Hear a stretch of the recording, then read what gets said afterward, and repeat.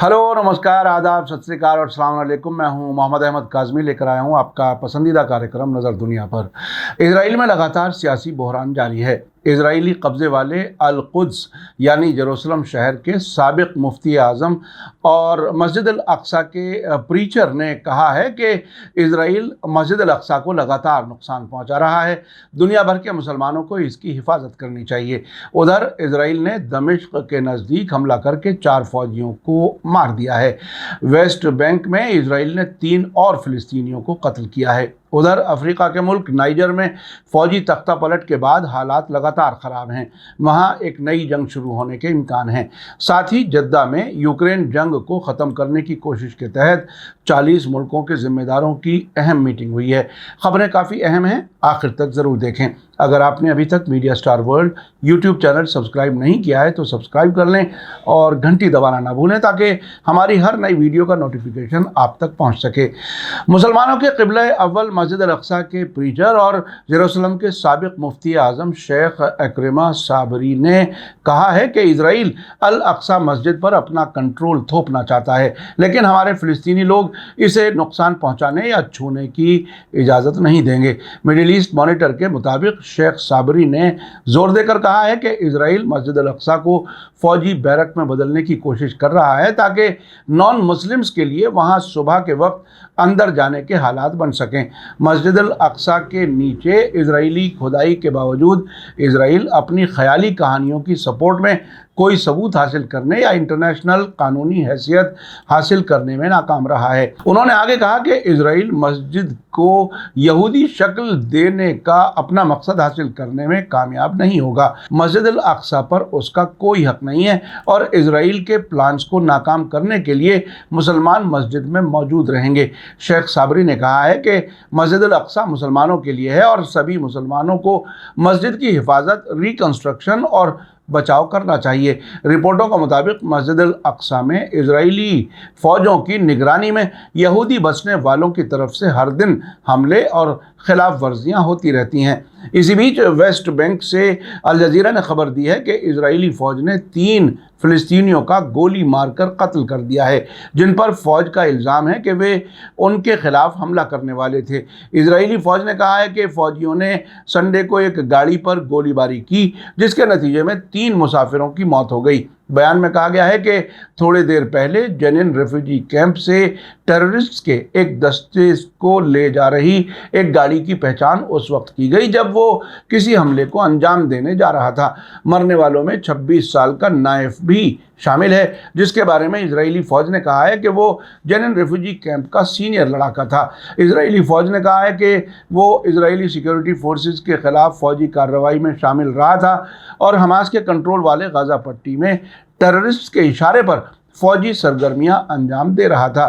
फ़िलिस्तीनी Quds news agency के मुताबिक गाड़ी पर 100 से ज़्यादा गोलियां मारी गई हैं। आपको याद दिला दूं कि इजराइल उन सभी फ़िलिस्तीनी ग्रुप्स को टेररिस्ट कहता है जो उसके कब्ज़े के ख़िलाफ़ जद्दोजहद कर रहे हैं। इसी दरमियान Israeli prime minister Benjamin Netanyahu ने सिक्योरिटी फोर्सेस की तारीफ़ की है और कहा है कि इजराइल उन लोगों के खिलाफ कार्रवाई करना जारी रखेगा जो कहीं भी और किसी भी वक्त हमारी जान लेना चाहते हैं। उधर गाज़ा में मौजूद हमास के स्पोक्सपर्सन हाजिम कासिम ने कहा है कि ये मौतें बख्शी नहीं जाएंगी। दुश्मन जिसने हमारे 3 फ़िलिस्तीनी लोगों का कत्ल किया है, अपने गुनाहों की कीमत चुकाने से नहीं बच पाएगा।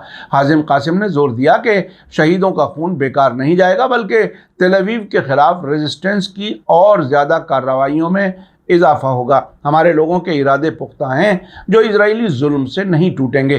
जेरूसलम से अल जज़ीरा ने फ़िलिस्तीनी हेल्थ मिनिस्ट्री के हवाले से जेनिन के साउथ में हमले में 3 मौतों को कंफर्म किया है। अल जज़ीरा के रिपोर्टर मोहम्मद जमजूम ने कहा है कि इजरायली फ़ौज का कहना है कि उसे गाड़ी में एक M16 राइफ़ल भी मिली है। उनका कहना है कि यहाँ बहुत ज़्यादा तनाव बढ़ा हुआ है।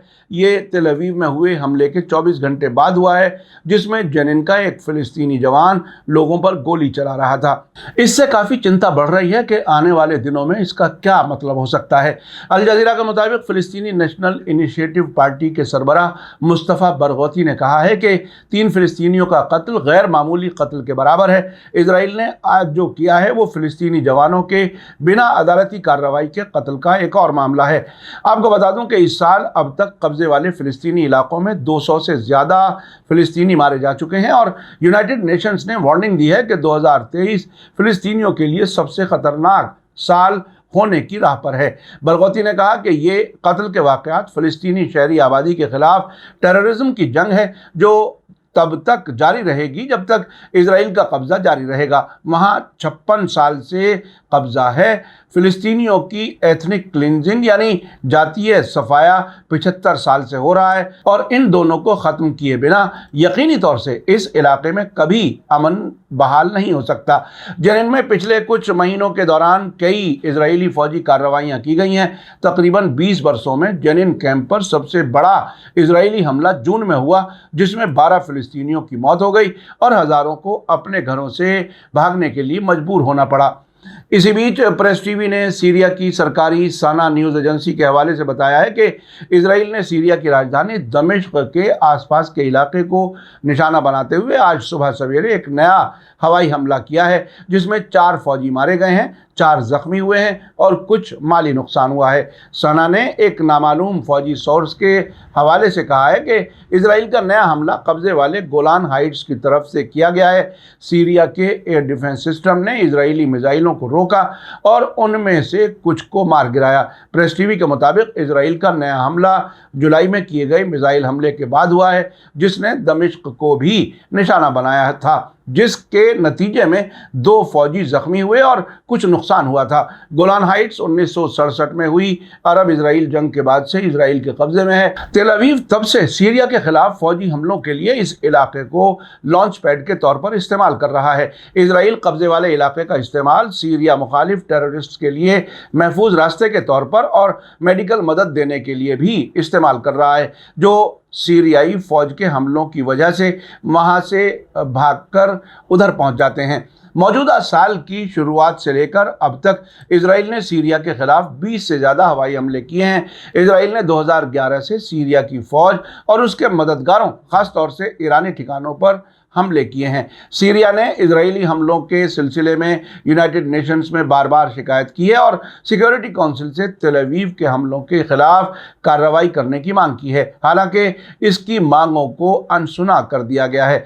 आइए अब चलते हैं अफ्रीका से एक अहम खबर की तरफ। अल जजीरा ने खबर दी है कि अफ्रीका के मुल्क नाइजर में 26 जुलाई को हुए फौजी तख्ता पलट को पलटने के लिए वेस्टर्न अफ्रीकी मुल्कों के ऑर्गेनाइजेशन ECOWAS की तरफ से फौजी कार्रवाई की धमकी का अल्टीमेटम ख़त्म होने पर नाइजर ने अपना हवाई इलाका बंद कर दिया है। नाइजर के तख्ता पलट करने वाले फौजी लीडर्स का कहना है कि फौजी कार्रवाई के लिए 2 सेंट्रल अफ्रीकी मुल्कों में फौजियों की पहले से तैनाती की जा चुकी है। नाइजर के तख्ता पलट लीडर्स ने ओहदे से हटाए गए प्रेसिडेंट मोहम्मद बज़ौम को बहाल करने या फौजी दखल अंदाजी का जोखिम उठाने के लिए वेस्ट अफ्रीकी मुल्कों की धमकी को खारिज करने के बाद मुल्क के हवाई इलाके को बंद करने का फैसला किया है। इस फैसले का ऐलान कल संडे देर रात किया गया जब हज़ारों तख्ता पलट को सपोर्ट करने वाले नाइजर की राजधानी नियामी के एक स्टेडियम में फौजी जनरलों या नेशनल काउंसिल फॉर द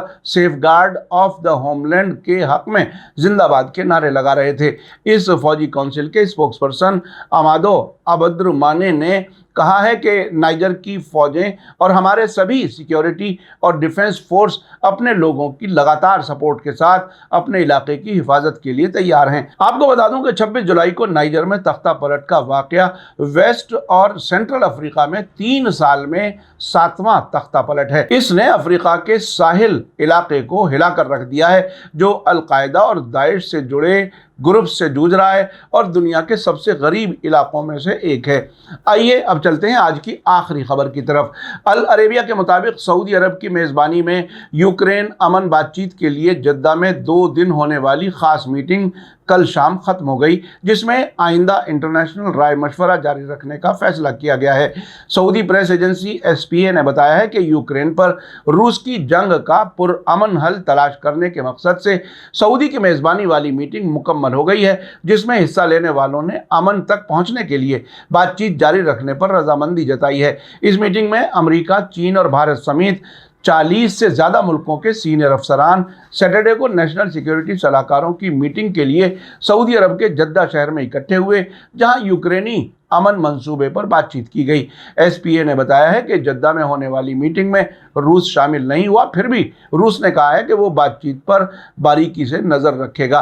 एक अमरीकी अफसर ने अल अरेबिया से बात करते हुए मीटिंग को अच्छी और कंस्ट्रक्टिव बताया है और इसकी मेज़बानी के लिए सऊदी अरब का शुक्रिया अदा किया है। उनका कहना है कि ये कई मुल्कों के साथ बातचीत का एक अच्छा और कंस्ट्रक्टिव मौका था, जो यूक्रेन में इंसाफ की बुनियाद पर और परमानेंट हल के सपोर्ट में राय मशवरा करने और रास्ता हमवार करने के लिए एक साथ आए और यूक्रेन में जंग को कैसे खत्म किया जाए, इस पर चर्चा की गई। यूक्रेन और उसके साथी मुल्कों का कहना है कि ये बातचीत उन उसूलों के लिए बड़े पैमाने पर इंटरनेशनल सपोर्ट हासिल करने की एक कोशिश है जिन्हें यूक्रेन अमन की बुनियाद बनाना चाहता है, जिसमें सभी रूसी फौजियों की वापसी और सभी यूक्रेनी इलाकों को उसके कंट्रोल में वापस करना शामिल है।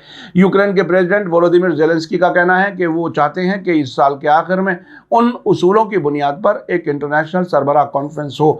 जद्दा मीटिंग के बारे में बोलते हुए ज़ेलेंस्की के chief of staff Andriy Yermak ने कहा है कि हमने उन अहम उसूलों पर बहुत फ़ायदेमंद मशवरा किया है जिन पर एक इंसाफ पसंद और परमानेंट अमन कायम किया जाना चाहिए। इसी बीच रूस के डिप्टी फॉरेन मिनिस्टर सरगेई रयाबकोफ ने कहा है कि जद्दा में होने वाली मीटिंग ज़ेलेंस्की के रुख के पीछे ग्लोबल साउथ को लामबंद करने के लिए वेस्ट की बेमानी और तबाहकारी कोशिशों को जारी रखने की कोशिशों का हिस्सा है। आपने देखा कि एक तरफ इजराइल अंदरूनी क्राइसिस से जूझ रहा है और साथ ही मस्जिद अल अक्सा के मामले में मुसलमानों को भड़काना चाहता है। अब वो सीरिया पर हमले कर रहा है और वेस्ट बैंक में फिलिस्तीनियों पर भी कार्रवाइयां जारी रखे हुए है। साथ ही अफ्रीका में नई जंग की तैयारी है। वहां अमेरिका और फ्रांस नेचुरल रिसोर्सेज पर कब्जा करना चाहते हैं। यूक्रेन जंग में अमेरिका को मुंह की खानी पड़ रही है। मीडिया स्टार वर्ल्ड लगातार नज़र बनाए हुए है। इसी के साथ मुझे दीजिए इजाज़त। आज का एपिसोड कैसा लगा कमेंट्स में ज़रूर लिखें। थैंक यू, धन्यवाद, शुक्रिया। जय भारत, जय हिंद। मीडिया स्टार वर्ल्ड के और वीडियो देखने के लिए हमारे चैनल को सब्सक्राइब करें और सीधे नोटिफिकेशन पाने के लिए बेल आइकन दबाएं। और अगर हमारी खबर सच्ची और अच्छी लगे तो अपने व्हाट्सएप, इंस्टाग्राम, फेसबुक और ट्विटर अकाउंट पर ज़रूर शेयर करें।